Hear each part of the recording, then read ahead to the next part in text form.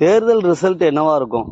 கருத்து கணிப்புகள் சொல்வது உண்மையா இருக்குமா, இல்லைன்னா ஜோதிடர்கள் சொல்வது உண்மையா இருக்கும்? போட்டியிடுகிற அத்தனை பேருடைய ஜாதகங்களும் இதுக்கு தேவையானா இல்லை. இப்போ ஏடிஎம்கே இபிஎஸ் உடைய ஜாதகம், டிஎம்கே முதல்வர் ஸ்டாலின் அவர்களுடைய ஜாதகம், டிவிகே விஜய் அவர்களுடைய ஜாதகம், இந்த 3 ஜாதகம் தான் களத்துல. இந்த 3 பேர் தான். இந்த 3 பேருடைய ஜாதகங்கள் ஆல்ரெடி நம்ம கையில எல்லா ஜோதிடர்களுடைய நாலேஜுக்கும் தெரியும். எப்போ இந்த ஜாதகம் அவங்க கையில கிடைச்சிருக்கும் அப்படின்னா, இந்த ஒரு வாரம் கருத்து கணிப்பு கிடைச்சதுக்கு அப்புறம் கிடைச்சிருக்காது. இப்போ என்ன சொல்ல வரேங்கிறது புரிஞ்சிச்சா? ஆல்ரெடி இவங்களுக்கு முன்னாடியே அவங்க கையில இருக்கும். அப்போ இவங்களுடைய ஜாதகத்தை வைத்து இங்க இதுதாங்க பலன்னு சொல்லியிருக்கணும். ஒரு பொண்ணுக்கு எப்போ திருமணம் அப்படின்னு ஒரு ஜோதிடர்கிட்ட போய் கேட்குறாங்க. அந்த ஜோதிடர் என்ன சொல்லக்கூடாது அப்படின்னா, நிச்சயதார்த்தம் முடிஞ்சதுக்கு அப்புறம் கல்யாணம் நடக்கும்னு சொல்லக்கூடாது. அப்படி சொல்றதுக்கு அந்த ஜோதிடர் தேவையே இல்லை. ஜாதகத்தை பார்த்து ஏமா இதுல இந்த காலகட்டத்துல திருமணம் சொல்லணுமே தவிர்த்து, நிச்சயதார்த்தங்கிறது முடிஞ்சா கல்யாணங்கிறது இங்க யாருக்கு மடையனுக்கு கூட தெரியும். அதே போலத்தான் இங்க கருத்து கணிப்புகள் அப்படிங்கிறது இங்க வந்ததும் அந்த கருத்து கணிப்புகளை வச்சும் ரெஃபரன்ஸ் வைக்கிறாங்க. கருத்து கணிப்பை ஒரு பக்கம் வச்சுக்கிறாங்க. அதற்கு பிறகு இங்க என்ன பண்றாங்க அப்படின்னா, கள நிலவரத்தை அவங்களே அனலைஸ் பண்றாங்க. ஒவ்வொருத்தவங்களுக்கும் ஒவ்வொரு கள நிலவரம் இருக்குல்ல, அந்த கள நிலவரத்தை அவங்களுடைய சுய விருப்பத்தையும் இங்க இந்த 3ஐயும் ஆட் பண்ணி அதை ஒரு பலனா அடிச்சு விடுறது. அதுதான் நிச்சயதார்த்தம் முடிஞ்சா கல்யாணம் அப்படிங்கிற கான்செப்ட்ல ஜோதிடர்கள் இப்போ வரிஞ்சு கட்டிட்டு புற்றீசல்கள் போல யூடியூப்பை இங்க சல்லடையா அடிச்சிட்டு இருக்கிறாங்க. ஒரு 2 மாணவர்கள் இங்க டிஎன்பிசி எக்ஸாம் எழுதுறாங்க. ஒரு மாணவன் பெயர் கருத்து கணிப்பு, இன்னொரு மாணவன் பேர் ஜோதிடம்னு வச்சுக்கோங்க.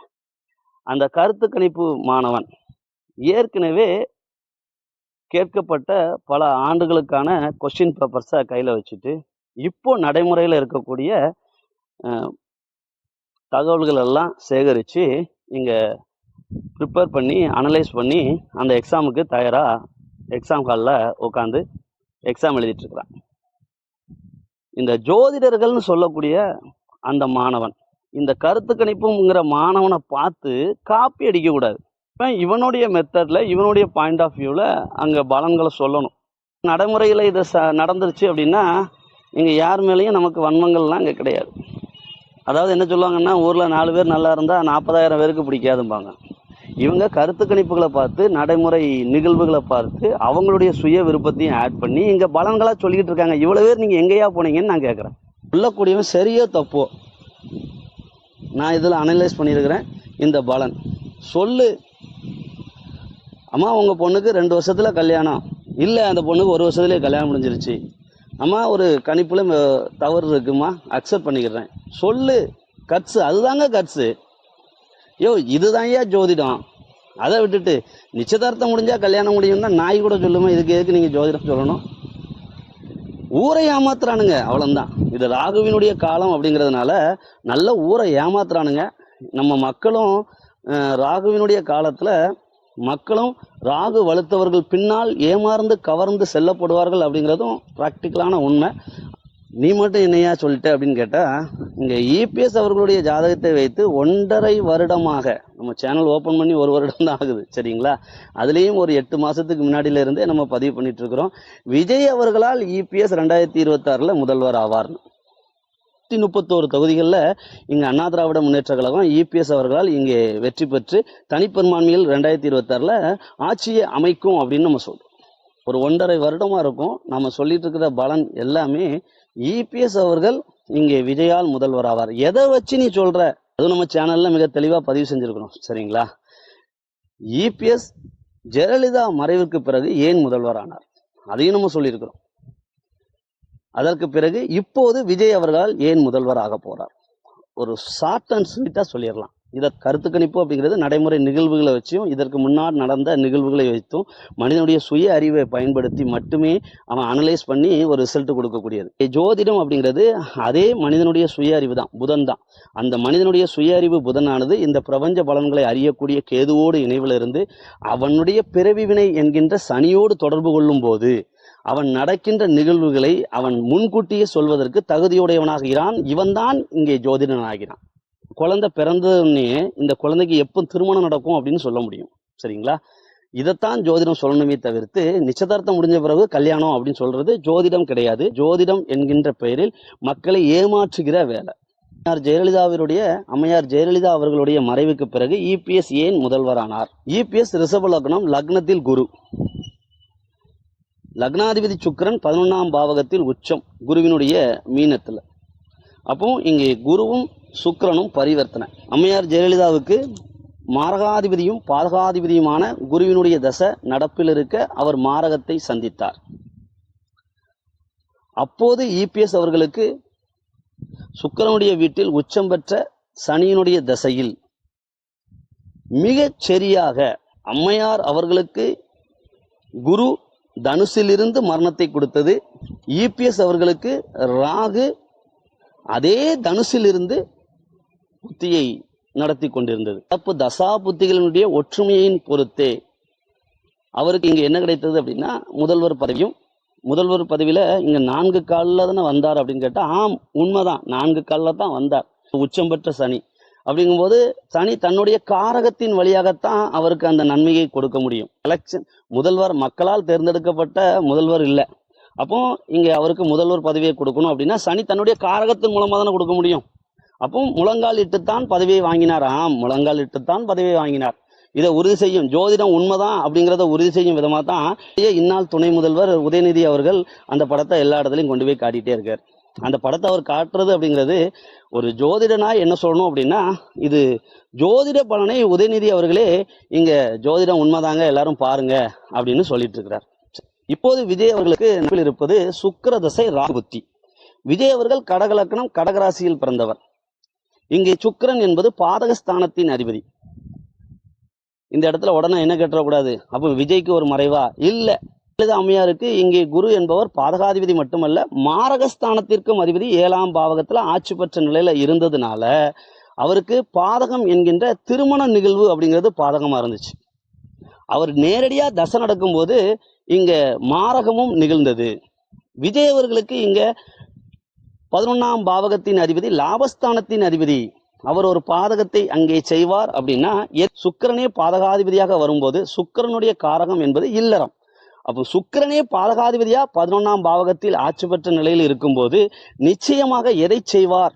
இல்லறம் என்கின்ற அந்த சுகத்தை பாதகம் செய்வார். இந்த நிகழ்வு தான் நடக்குமே தவிர மற்றபடி அவருடைய ஆயுள் அந்த அளவுக்குலாம் தேவையில்லாத கன்ஃபியூஸ் பண்ணக்கூடாது. ஏன்னா மாரகஸ்தானத்தின் அதிபதி அவர் கிடையாது. ஆனால் ஜெயலலிதாவுக்கு மாரகஸ்தானத்தின் அதிபதி. அதனோடு மட்டுமல்ல இபிஎஸ் அவர்களுக்கும் இங்கே குரு என்பது 8ங்கிற ஆயுள் ஸ்தானத்துக்கு அதிபதி. இங்கே சனி தசையில் அந்த ராகு புத்தி நடத்தினவர் இங்கே 8ங்கிற ஆயுள் ஸ்தானத்துல தான் அமர்ந்திருந்தார். அப்போ ஒரு ஆயுள் பிரியும். அந்த ஆயுளுக்கு பிறகு ராகு யார் வீட்டில் இருக்கிறாரோ அவரை போலவே அவரு ஆக்ட் பண்ண ஆரம்பிச்சிருவார். அப்போ அந்த குருவாகவே அந்த ராகு செயல்பட வேண்டும்னா அப்போ அந்த குரு இருக்கக்கூடாது. அதனால அங்கே விரயமாச்சு. ஜெயலலிதாவுக்கு மாரகாதிபதி அப்படிங்கிறது தான் மெயின் கான்செப்ட். இங்க விஜய் அவர்களுக்கு பாதகஸ்தானத்தின் அதிபதி அப்படிங்கிறதுனால என்ன இப்ப நடப்புல நடக்கலாங்க. இதை நம்ம விஜய் ஜாதகத்தை 2 பார்ட்டா போட்டிருக்கிறோம். அதுல முன்னாடியே நம்ம மிக தெளிவா சொல்லியிருக்கிறோம், விஜய் அவர்கள் தன்னுடைய குடும்ப வாழ்க்கையிலும் வழக்குகளை இங்கே சந்திப்பார் அப்படின்னு. அதுதான் இப்ப நடைமுறையில இருக்கு. சுக்கிரதசை ராகு புத்தியில அவருக்கு நடப்பு பலன் இதுதான். இப்ப பாதகமும் வந்துருச்சா? அப்போ இந்த பாதகம் எப்படி இபிஎஸ்க்கு சாதகமா மாறும்? ஜெயலலிதா அம்மையாருக்கு நடந்ததை எக்ஸ்பிளைன் பண்ணிட்டீங்க. இப்ப விஜய்க்கு நடக்கிறத இங்க சொல்லுங்க அப்படின்னா, இப்போது நடப்பில் இருப்பது எடப்பாடி அவர்களுக்கு இங்க புதன் தசையில் சுக்கிரன் புத்தி கரெக்டா வந்துருச்சு. அந்த புத்திகள் ராகு புத்தி எப்படி வந்துச்சோ அதே போல இங்க பாருங்க, விஜய் அவர்களுக்கு இங்க சுக்கிரதசை நடக்கு. அந்த சுக்கிரன் இபிஎஸ் அவர்களுக்கு உச்சம் பெற்ற நிலையில 11ங்கிற லாபஸ்தானத்துல இருந்து இங்க புத்தி நடத்துறார். அதனோடு மட்டுமல்ல, இவர் இந்த சுக்கிரன் என்பவர் 6க்கும் உடையவர், எதிரியை சொல்லக்கூடியவர், பகையை சொல்லக்கூடியவர். அப்போ அந்த பகையை சொல்லக்கூடிய நிலையில் இருந்தாலும் அவர் மூலமாக லாபம் கிடைக்கும். யாருக்கு கிடைக்கும்? பரிவர்த்தனை குருவும் இங்கே சுக்கிரனும். அப்போ விஜய் அவர்களால் இதற்கு காணாத குறைக்கு பாருங்க, இங்கே சுக்கிரன் என்பது நடிகரை சொல்லக்கூடியது. இதனோடு மட்டுமல்ல, அந்த உச்சம் பெற்ற சுக்கிரன் யாருடைய பார்வையில் இருக்கிறார்? இங்க 3 என்கின்ற முயற்சி ஸ்தானத்தின் அதிபதியான இந்த சந்திரனுடைய பார்வையில் இருக்க இந்த விஜய் அவர்களும் கடக லக்னம், கடகராசி. அப்போ ஒரு நடிகரால் இவர் முதல்வராவார். அந்த நடிகர் யார் என்றால் கடக லக்னத்தில் கடக ராசியில் பிறந்த ஒரு நடிகர். 100% ரிசல்ட் வந்துருச்சாங்க. லக்னத்தில் இருந்த குருவினுடைய காரகத்தினால் இங்க இபிஎஸ் முதல்வரானார். இரண்டாவது முறையாக லக்னத்தோடு பரிவர்த்தனையாகும் உச்சம் பெற்ற சுக்கிரனுடைய புத்தியில் மீண்டும் இங்கே முதல்வர் ஆவார். சந்திரன் 2ஐ சொல்லும். அப்போ இரண்டாவது முறை முதல்வர் ஆவார். யாரால் முதல்வர் ஆவார்? சுக்கிரன் நடிகன். அதனோடு மட்டுமல்ல, நடிகர்னா உச்சம் பெற்ற சுக்கிரன். அப்போ இந்த நடிகர் உச்சம் பெற்ற நடிகராக இருப்பார். அதனோடு மட்டுமல்ல, அந்த நடிகர் யாராக இருப்பார்? கடக லக்னத்தில் கடக ராசியில் பிறந்தவராக இருப்பார். ஏன்னா சந்திரனுடைய நேரடியான பார்வையில் இருக்கு அப்படிங்கிறது தான் பலன். வளவலன்லாம் சொல்ல வேண்டாம், அவ்வளவுதான், முடிஞ்சு சாப்டர். இதற்கு அடுத்தது இவருடைய இந்நாள் முதல்வர் ஸ்டாலின் அவர்களுடைய ஜாதகம் உள்ள வரவே இல்லை அப்படின்னு கேட்டீங்கன்னா, கடக லக்னம் கடகராசி விஜய், சிம்ம லக்னம் சிம்ம ராசி ஸ்டாலின். அப்போ ஸ்டாலின் அவர்களுக்கு இங்கே கடக லக்னத்தில் பிறந்த கடக ராசியில் பிறந்த ஒருவரால் அரசு அதிகாரம் அனைத்தும் விரயமாக வேண்டும் என்பது அவருடைய ஜாதகத்தில் எழுதப்பட்ட விதி. கரெக்டா 3 மேட்ச் ஆகி வந்துருச்சா? இவ்வளவு இதைத்தான் நம்ம 1.5 வருஷமா சொல்லிட்டு இருக்கிறோம். இத பொது தளத்துல இங்க தெரிவிக்கணும் அப்படிங்கறதுக்காக மட்டுமே தான் ஒரு சேனல் ஓபன் பண்றோம். இந்த பலன்களை தொடர்ந்து பதிவு செஞ்சுட்டே இருக்கிறோம். இப்போதைக்கு கருத்து கணிப்புகள்லாம் தொடங்கல. அதுல இருந்து ஒரு 2-3 மாதங்களுக்கு பிறகு கருத்து கணிப்புகள் அப்படிங்கிறது இங்கே களம் இறங்குது. பிரசாந்த் கிஷோர் தோற்பதற்கு முன்னாடில இருந்தே சொல்லிட்டு இருக்கிறோம். அந்த கருத்து கணிப்புகள் அனைத்தும் நாம சொல்லக்கூடிய பலன்களுக்கு 100% அகெயின்ஸ்டாக தான் இருக்கு. இபிஎஸ் ஒரு ஆளே இல்லை, இபிஎஸ்ஸே இங்க வெற்றி பெற மாட்டார் அப்படிங்கிறது தான் கருத்து கணிப்பினுடைய முடிவுகளாக வந்தது ஆரம்ப காலகட்டத்தில். மீண்டும் திமுக ஆட்சியை பிடிக்கும், 200 தொகுதிகளில் வெற்றியை பெறும். 2.0 நம்ம ஏற்கனவே ஒரு பதிவு செஞ்சிருக்கோம். 2.0ல இங்க விஜய் அவர்கள் இங்க சந்திரன் என்பதால் 2 என்பது ஸ்டாலினுக்கு விரயம் என்பதால் அந்த கடகலக்கணம் கடகராசியில் பிறந்த விஜய் அவர்கள் 2.0ல 2 மட்டும் எடுத்துட்டு போயிருவார். அப்ப மீதி என்ன இருக்கும்? ஓ தான் இருக்கும். ஆணை வரும் பின் மணி ஓசை வரும் முன் அப்படிம்பாங்கல்ல, அதன் அடிப்படையில தான் ஓபிஎஸ் அப்படிங்கிறவர் அவர் கட்சியில போய் இணைஞ்சிருக்கிறார். அப்போ 2 கன்ஃபார்மா என்ன செஞ்சிடும்? விரயம் ஆயிரும். கடகலக்கணம் கடகராசி 2 தான். அப்போ 2 விஜய் தட்டிட்டு போயிருவாரு. ஓ மட்டும்தான் மிச்சம் இருக்கும். அதற்கு முன் உதாரணமா இந்த பிரபஞ்சத்தினுடைய பலன் எப்படி வருது பாருங்க. அதை பறைசாற்றும் விதமா ஓபிஎஸ் அங்க போய் சேர்ந்திருக்கிறார். அண்ணா திராவிட முன்னேற்ற கழகம் 131 தொகுதிகளில் வெற்றி பெறும் சொன்னோம். இப்போ கடந்த ஒரு வாரமா அண்ணா திராவிட முன்னேற்ற கழகம் 131 நிறைய கருத்து கணிப்புகள் சொல்லியிருக்கிறாங்க. அதன் மட்டும் இல்லாம 121 to 150 அப்படின்னு பத்திரிகை துறையே இங்க கருத்து கணிப்புகள் நிறைய இடத்துல சொல்லியிருக்கிறாங்க. இல்ல, திராவிட முன்னேற்ற கழகம் 98 தொகுதிகளில் வெற்றி பெறும் சொன்னோம். இதே கருத்து கணிப்பு இப்போது அதே நம்பரை சொல்லியிருக்கு. ஒரு நடுநிலையான ஒரு கருத்து கணிப்பு அப்படிங்கிறதும் ஒரு பிரபஞ்சத்தினுடைய பலன் என்பதும் ஒன்னா இருக்கும். சரிங்களா? அந்த ஒன்னா இருக்கக்கூடிய அந்த பலனை, பிரபஞ்சத்தினுடைய பலனை நம்ம முன்னாடியே சொல்லிடலாம். அந்த ஜாதகத்தை வைத்து ஒரு குழந்தை பிறந்ததுல இருந்து அந்த குழந்தைக்கான அந்திம காலம் வரைக்கும் சொல்ல முடியும். ஆனால் தேர்தல் கருத்து கணிப்புகள் அப்படிங்கிறது அந்த தேர்தல் நெருங்குகின்ற கடைசி காலகட்டத்தில் தான் சரியா வரும். அதனால அவங்க இப்போ சொல்றாங்க, நாம ஒரு 1.5 வருடத்திற்கு முன்னால சொல்றோம். Same concept. இப்போ மையப்புள்ளி அப்படிங்கிறது உண்மை என்கின்ற மையப்புள்ளியில் இங்கே அவர்களுடைய கருத்து கணிப்புகள் இப்போ இணைஞ்சிருக்கு.